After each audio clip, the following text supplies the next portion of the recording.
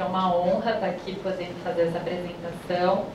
Essa é a mesma apresentação que eu preparei no ano passado, mas infelizmente por problema de horário eu não consegui apresentar. Quero pedir desculpas por não ter apresentado no ano passado e poder compensar isso esse ano fazendo uma apresentação bastante interessante. O tema da apresentação, o título é Avaliação das vias visuais em jovens com distrofia muscular de Duchenne. Foi o título da minha tese de doutorado, em neurociências pela USP, que foi realizado no Departamento de Psicologia Experimental do Instituto de Psicologia da USP. Eu vou começar a apresentação com um conceito que provavelmente a maioria de vocês aqui sabe, que é que a distrofia muscular de Duchenne é uma doença genética ligada ao cromossomo X e causada por uma alteração do gene da DMD que prejudica a expressão de uma proteína. O nome dela é distrofina, E essa proteína está no tecido muscular. Eu grifei aí a palavra muscular porque isso essa parte muscular é a parte realmente que as pessoas mais conhecem e talvez mais severa da doença. O que nem todo mundo sabe é que essa mesma proteína, distrofina, e suas isoformas menores, e eu já vou explicar o que são isoformas menores, elas possuem funções em outras estruturas do nosso organismo, como, por exemplo, no fígado, nos rins, no cérebro e na retina. E eu grifei agora a retina porque essa parte da retina que vai ser o foco da minha apresentação. Para começar um pouquinho a explicar, eu coloquei um esqueminha aqui que mostra o cromossomo X, um desenho do cromossomo X, mostrando a localização do gene da distrofina, que fica aqui nessa região que se chama XP21, Então é um gene muito grande do nosso corpo, ele tem diversos pedacinhos que a gente chama de exons, e alguns desses exons, alguns desses pedacinhos, eles são responsáveis por transcrições de proteínas. Tanto da proteína completa, que se chama DP427, e esse nome é dado correspondente ao peso molecular da proteína, Então é uma proteína grande, pesada, se chama DP427. Ela é transcrita a partir de pedacinhos, de exons, que estão localizados bem no comecinho do gene. Por isso que ela é transcrita desde o comecinho do gene e forma essa proteína grande. Só que além dessa região de transcrição, existem outras regiões de transcrição, transcrições intragênicas no mesmo gene, que são responsáveis por proteínas um pouquinho menores, que a gente chama de isoformas. Então também são proteínas do mesmo gene, só que são menores, possuem estruturas diferentes. Elas têm esses nomes DP260, DP140, 116 e 71, também correspondente ao seu peso molecular. Tirando essa que eu apaguei agora, que é a DP116, todas as outras, essas 4 proteínas, estão presentes na retina. Tá? Então agora eu vou falar um pouquinho da retina. Só para comentar, inclusive essa DP260, ela é conhecida como a isoforma retiniana, porque ela é muito expressa na retina, ou seja, a retina precisa realmente dessa proteína para poder funcionar adequadamente.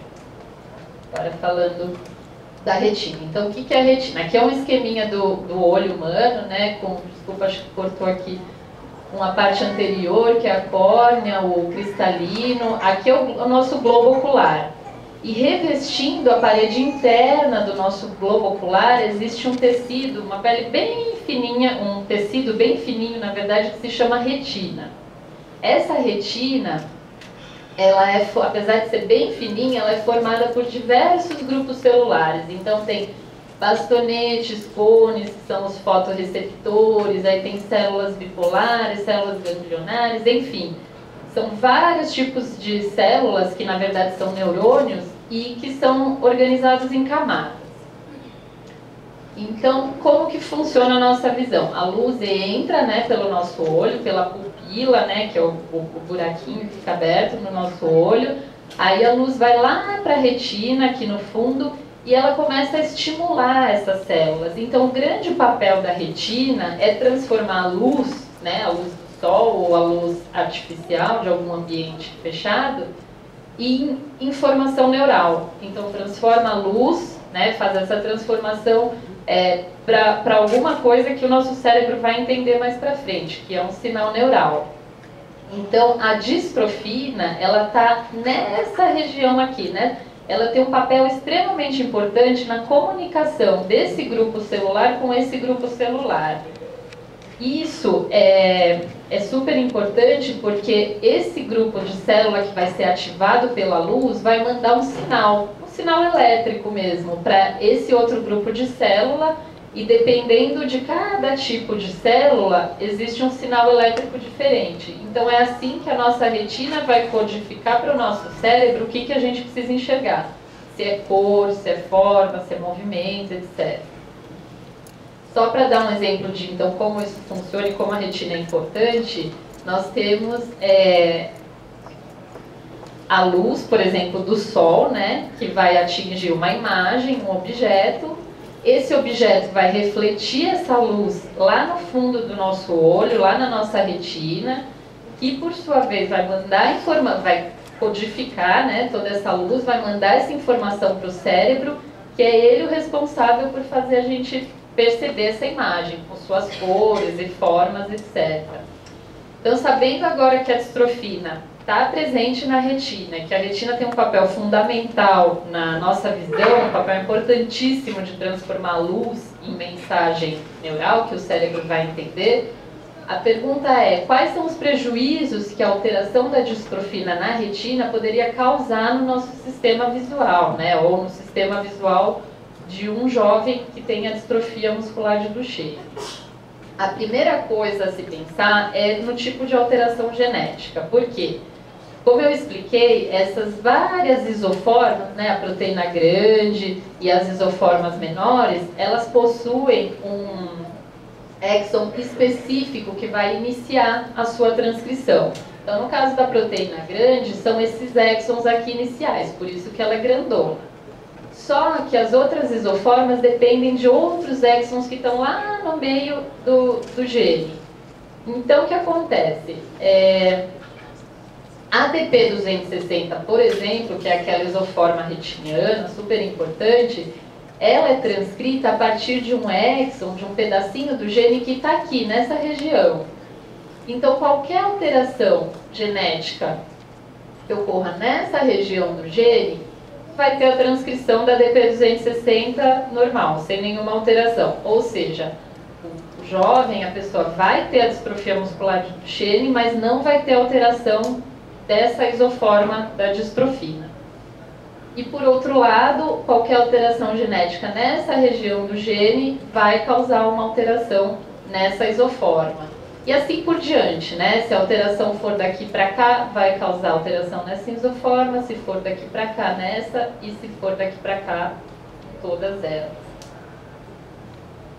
Um exemplo que eu vou dar, o quanto isso é importante, esse trabalho que foi feito lá no nosso laboratório mostrou que os jovens com distrofia muscular de Duchenne que apresentam alteração genética nessa região do gene, antes do pedacinho que inicia a transcrição da isoforma retiniana, eles possuem uma visão de cores normal. E os que possuem alteração nessa região têm diferentes tipos de alteração na visão de cores, então na percepção de cores.